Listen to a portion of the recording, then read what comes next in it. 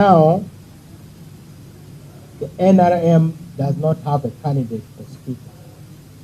He said it.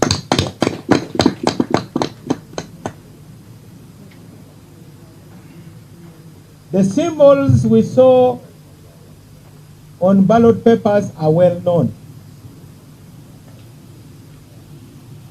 The chairman of the Electoral Commission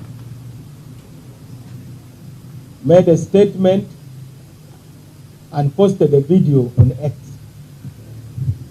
And today, I saw the General Secretary of the PLU saying he agrees with that statement. I hope after this press conference, there will be less confusion. And I really ask the members of 12th Parliament, stop the confusion. You are all over the place, swinging in all sorts of directions. Even your followers now don't know what to do.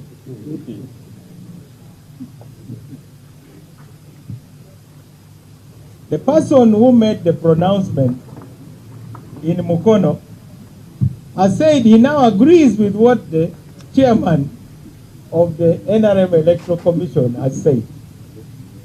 And this is a summary of what the chairman of the Electoral Commission said. First, he talked about the qualification of a speaker. He said, to be a speaker, you must be able to withstand pressure, and you must have the mettle to be the speaker. Who has demonstrated that more than me in this period?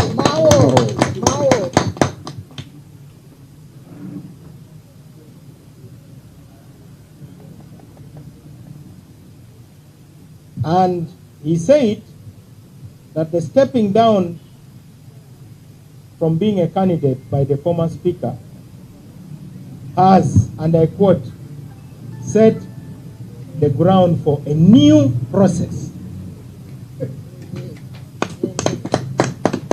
As a cooperating partner of the NRM, I have read and mastered the NRM Constitution. I've read their code of conduct, and I pay attention to what their leaders say.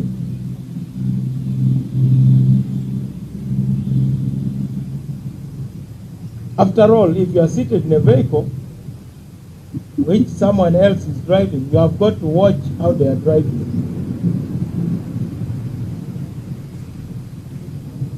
He said that the choice is now on the party to do the roadmap. He then said, the chairman will guide us on the roadmap. But he also mentioned the relationship between the NRM and the PLU. He called the PLU a pressure group. And he said, as a pressure group, they are autonomous and they are free to make their pronouncements and endorsements.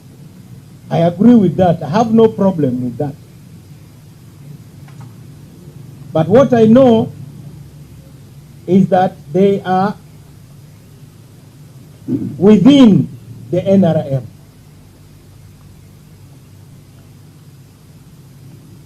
He also said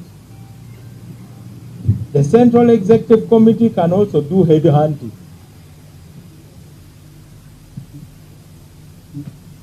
So, he has clarified on that statement, the Mukono pronouncement. What we want to avoid is improvisation. Someone who has not actively shown interest, being interested, and therefore appearing to be a project. That reminds me of a president called Godfrey Binaisa. You know, Godfrey Binaisa was lobbying to be, I don't know whether an ambassador. Then they told him, you are going to be president. You can imagine the disaster which followed. He started doing things. He's the one who introduced that famous phrase, Okugwa movie into. Falling into things. Now, the politics of falling into things should not be encouraged, particularly for a position such as that of Speaker. And we are going to be alive, all of us. I don't know how things will move after this. My job is to warn.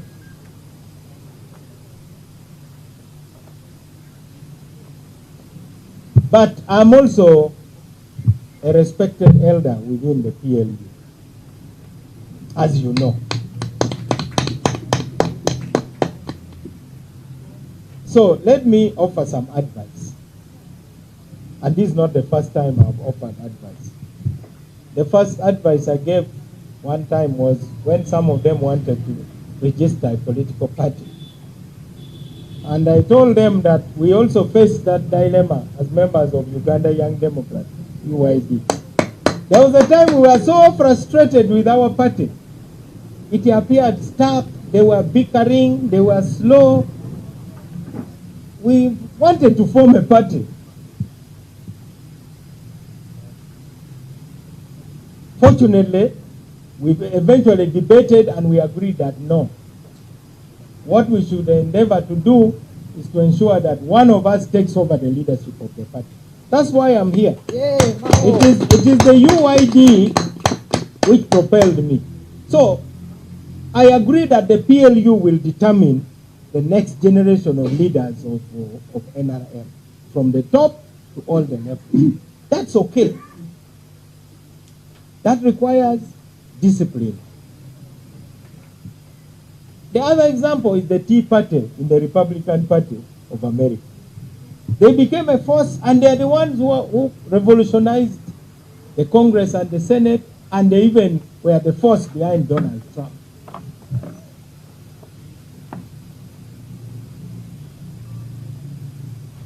Now, in a situation where any survey, any of you in the media, you have seen all surveys that have been done online, offline.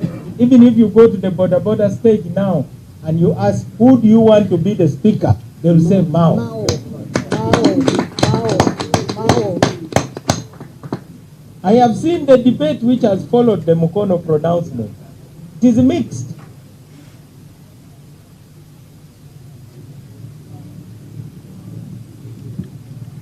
So,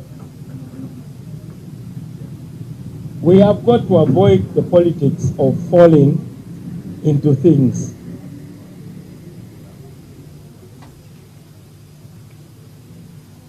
So what is my expectation? My expectations are very modest. My expectation is not that I should be imposed on the parliament as speaker.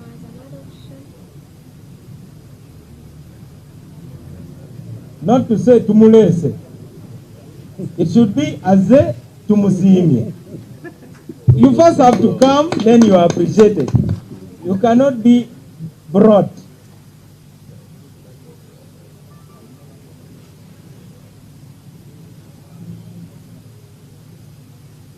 I expect that, like I was invited in Chankwanzi, I will be invited to the NRM caucus in the spirit of unity, which we all agree on. And we talk objectively about the agenda of the 12th Parliament, and we agree. I've been called a visitor in NRM. As a visitor, you must recognize boundaries. And the head of the home can change the rules anytime. The head of the home can say lunch will be eaten at 10 a.m. Supper will be eaten at midnight. As a visitor, really, you have very little to say about that. The visitor can say all lights must be switched off by 8 a.m. and the visitor has to comply. That one I accept. So, what I believe is that there should be clear processes. But if one is locked out, then you feel that you have not been treated well. I'm glad the president intervened and I was not locked out of Chankwan. I believe I'll not be locked out of facing the caucus, which is the caucus of the voters. Let the caucus be the ones to pronounce themselves and say, in our considered opinion, for the following reasons, this is the person we will rally behind. I still believe I have an opportunity and a chance to be the speaker. You know how I think. One day somebody told me, are you sure you can be speaker? What chance do you have? Then I said, by the way, if I'm on the top floor of a very tall building and the building catches fire, and I'm told that I have a 1% chance to survive if I jump, I'll jump immediately. I've not heard anybody saying Mao has no chance. There are those who had said the former speaker was too big to fall. But that's the same false evidence appearing real. That's not David's logic. The logic of the generals who ran away from Goliath was that the guy is too big, there's no way we can beat him. David, with his sling, turned that logic upside down and said, the guy is so big I can't even miss him. That's the logic with which I approach this fight. Others are saying, too big, how can we manage? I say, oh, too big, how can I miss? Even with a Butida.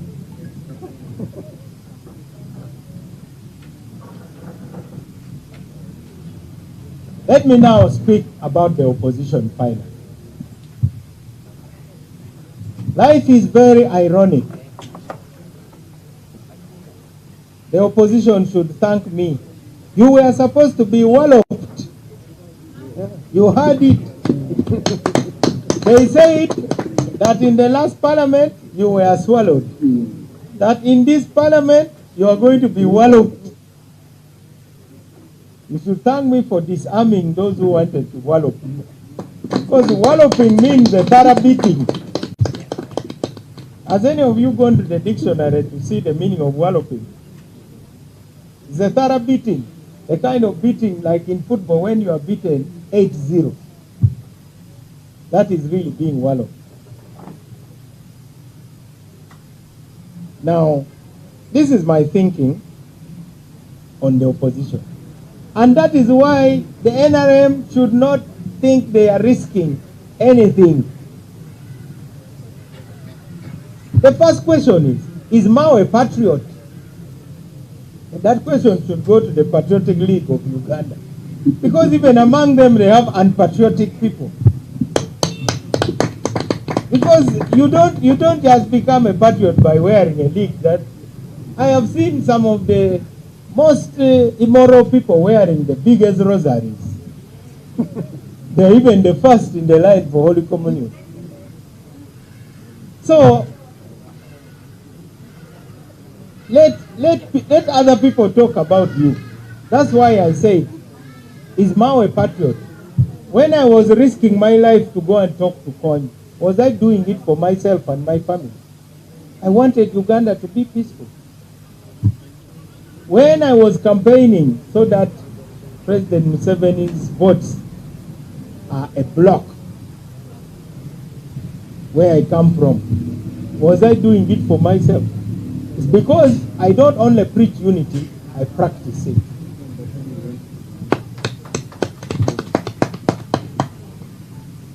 I have been to many countries, Congo, Rwanda, Burundi, Kenya.